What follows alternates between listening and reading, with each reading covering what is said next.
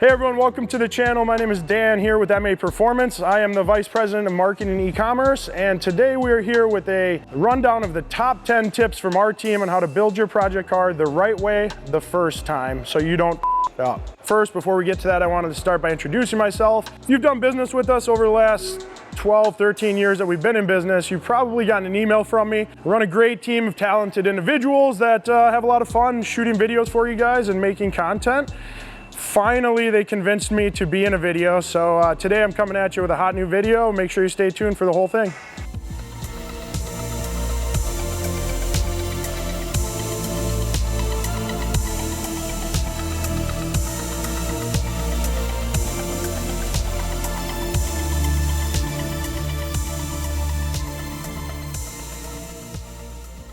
So guys, you're watching this video, you probably have a project car and you're looking for a little bit of insight on how to do it right the first time. Here at MA Performance, we have tons of experience, not only with our own cars and our employees' projects, but also with the thousands and hundreds of thousands of customers we've dealt with over the past decade plus, helping them build their car and finding out when they run out of money, why they've ran out of money, where they go wrong, and maybe they don't have the skills to finish a project. We want to help you overcome all those obstacles by thinking and planning ahead, right? Starting with the right project, building that project in a way that you're capable of and you have the right budget for, and just follow these next 10 tips that we're gonna bring to you, and I guarantee you're gonna have a lot more fun building your project car, and it's not gonna end up as a lawn ornament in your parents' house.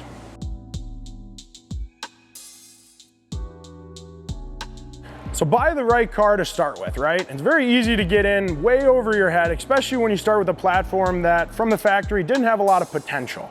So the easiest thing you're gonna wanna do is identify what your goals are and make sure that you're buying a car that's gonna match those goals. If you're looking to drag race, you may wanna stay away from wrong wheel drive. That's just a personal opinion. I know a lot of people out there do drag race or front wheel drive cars and people love that, but it depends on what you're trying to do. If you're looking for a street car, you may wanna look at something that has good power and is street driver friendly, right? I think if you're going with a full out race car, it's gonna be a little bit different, but just knowing your end goal with the car will help you start with the right platform as a project. What we see a lot of times is people start with a car that they own and try to turn that into a project, and we see that lead to a lot of troubles in the future. Same with not having a clear goal of what they want with that car. Those two kind of go hand in hand. So starting with a great platform and knowing your end goal, I think is kind of one of the first steps that you need to do anytime you're gonna get into a project car, and it should be considered potentially even before you buy the car, right guys? So make sure you're thinking about that when you're looking at what your next project will be.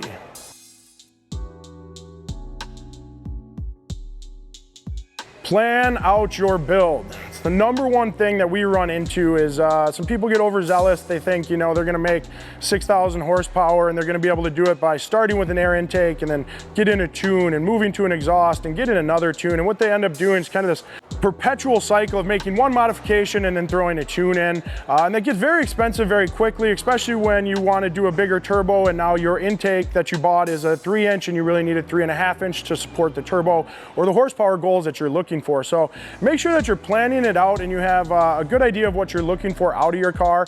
It's also a great idea to set a budget. It's one of the things that some of us guys rarely talk about because it's frankly a tough pill to swallow. Nobody likes looking at that dollar amount that they put into their car and having a total, but I can assure you if you start without a budget in mind, you're gonna go over budget and you're gonna spend a lot more than you originally needed to get the same results. So I definitely suggest you guys start with the budget, you plan out what that build looks like, and I even from there kind of take it and break it into kind of some actionable chunks, right? So if you guys wanna do power to your engine, you wanna modify that, start there. If you wanna do suspension first or appearance mods, start there and buy some of the products, put them all on, kind of do a mod day. You can certainly get your friends over and help, but doing them in chunks makes it more digestible and makes it obtainable for a lot of these guys that don't have the wherewithal to have extra cars and to have a car frankly down for months on end. My only other advice there is kind of be lenient, right? You're gonna set a budget, but there's always gonna be those things that as you get through a project,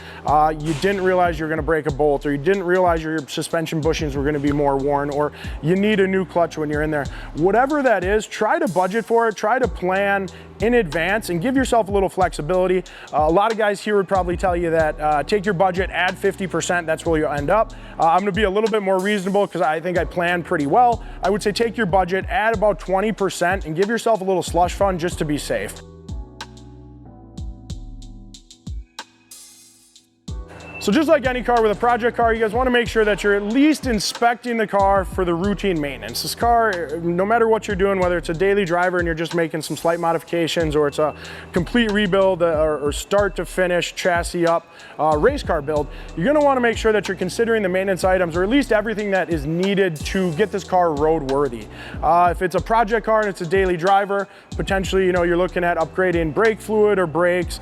If it's a full rebuild and maybe you bought a chassis or a body that had some rust on it, you're gonna wanna make sure those things are out of the way.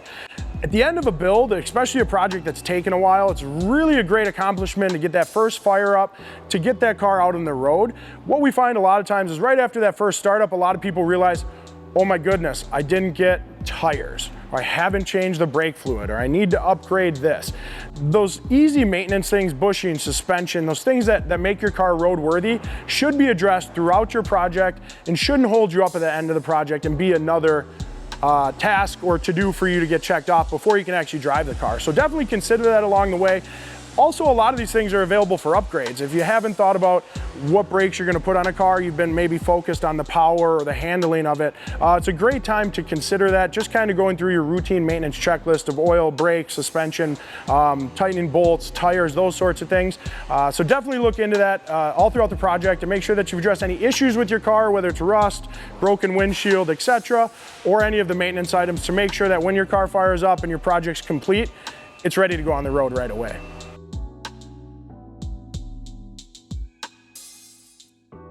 So earlier we talked about planning out your build. One thing we didn't really dive into there, we talked about budgeting, some research, but we didn't really talk about considering the time frames of how long it takes to build a project car.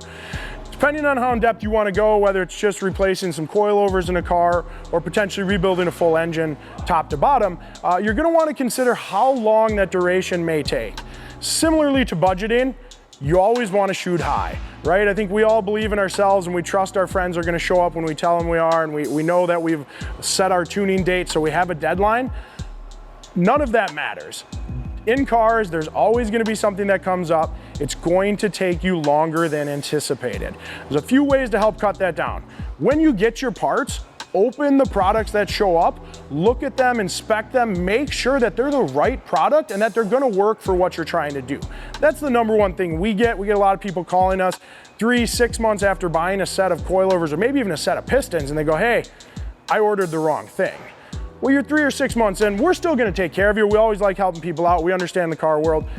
But if you opened the package 3 or 6 months ago, it would save you a lot of time and energy now, instead of having a car torn apart, sit in your garage, maybe your parents' garage, for several months on end. That's never fun, and trust me, it's just a lot better for you to have a good idea of how long this should take.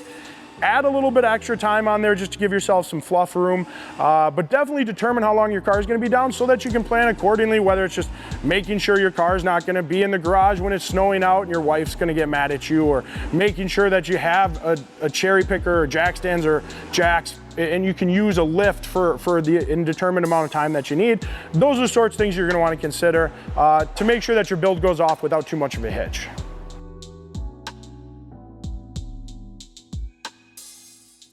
So I mentioned just a little bit about having, an engine hoist or a cherry picker. Again, depending on what you're doing, you're gonna need potentially some specialized tools. I know nowadays a lot of people can get away with calling a coilover and some wheels a build, maybe window tint, right? And then a windshield banner, which, by the way, we have those for sale if you wanna get one. But nowadays, it is important to consider a lot of these different cars really need specialized tools, especially if you're gonna get into engine rebuilds or maybe doing some wiring harnesses. Those sorts of things require not only specialty tools, but also a specialty skill set. So keep in mind when you're planning a project and when you're trying to go through with a project, the tools you're gonna need. There's some pretty basic ones that we all touch on and I think we all know of. If you have a toolbox, if you have a jack and jack stands, you can probably accomplish a lot of these things, but it does help having air tools or pneumatic tools, maybe an engine hoist or an actual car lift. Those are things that are gonna accelerate the process and make your life a lot easier. And yeah, I think as long as you're looking at having the right tools, the only other thing I can suggest to you is have friends with tools. Tools can be very expensive. Car people like to help car people. Make some friends out in the community, talk to some people with similar cars to you, get them to come over, get them to bring their tools, treat them to a beer, some food, make sure you're returning the favor. But I can tell you, you don't have to buy all these tools. You can find someone, just reach out, be nice, and then offer that reciprocating help. Even if you just know how to turn a wrench, they can always use an extra set of hands in the garage just like you can.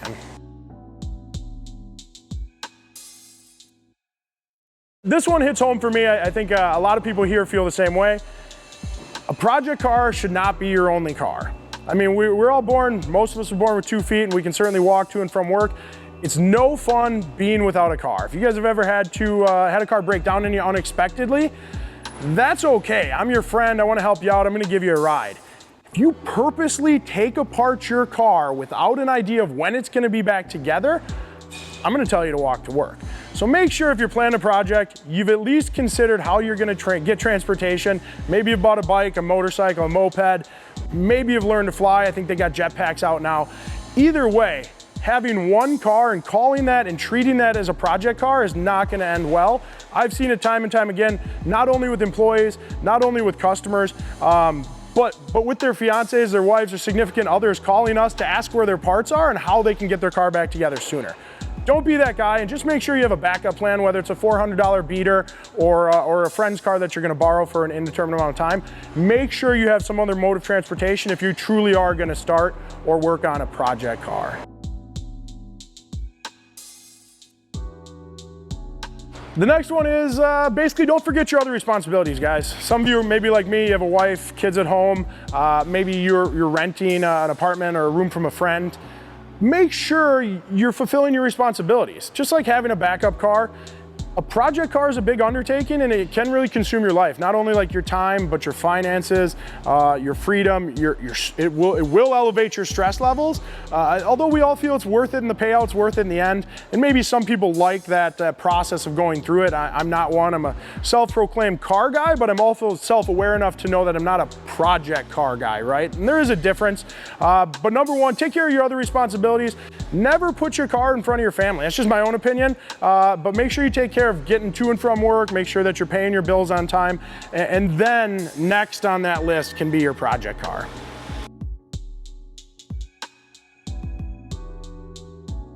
When it comes to finding parts, you want to do a few different things. You want to buy from someone that you trust. That's number one for me. If I don't know someone, or maybe I'm looking around on like Facebook Marketplace, there's a lot of scammers out there. There's people looking to take advantage of you. There is fly-by-night shops even that will take advantage of you. So buy from someone that you trust, and then definitely make sure that they're quality parts, right? I think even someone that you trust may be able to sell you something that they're unsure of. If you trust them, I think they should be open and honest with you to tell you that, yo, we haven't ran this, or maybe we haven't had good success with that, and try to sell you into something that does work properly. Shameless plug for us. You can call any of the guys here at MA Performance. We got a 1-888 number. Again, information's always free from us. We're here to help, happy to help with everything from more recently, it was like some drag tractors, people doing some tractor pulls called us up. It was a fun conversation to have, being that we didn't have a lot of experience. Otherwise, if you have, like I said, project cars, just need advice, guidance, maybe you've purchased the wrong part already and need to know what to do, feel free to give us a call. We'd love to help you. Just make sure you get the right parts, because it's not any fun to get the wrong parts, have to sell them, have to wait to buy new parts. Those sorts of things are what we see a lot of customers running into that call us almost every day.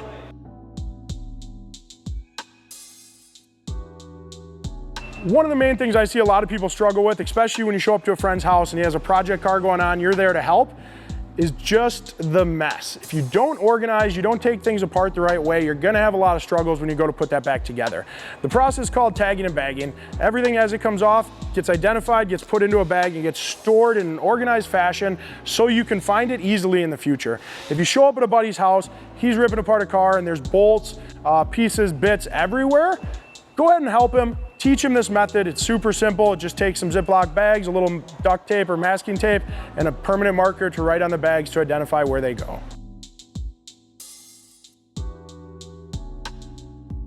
If you're a car guy, you probably know speed isn't cheap. There's an old saying that goes around, cheap, fast, and reliable. You can only pick two. Obviously, we'd like to help you get all three done, so feel free to give us a call. But just be aware, generally you're gonna get two of these. You get cheap and fast, you get fast and reliable, but you don't get all three when it comes to cars. There's always gonna be a trade-off, guys, but as we all know, project cars are worth it.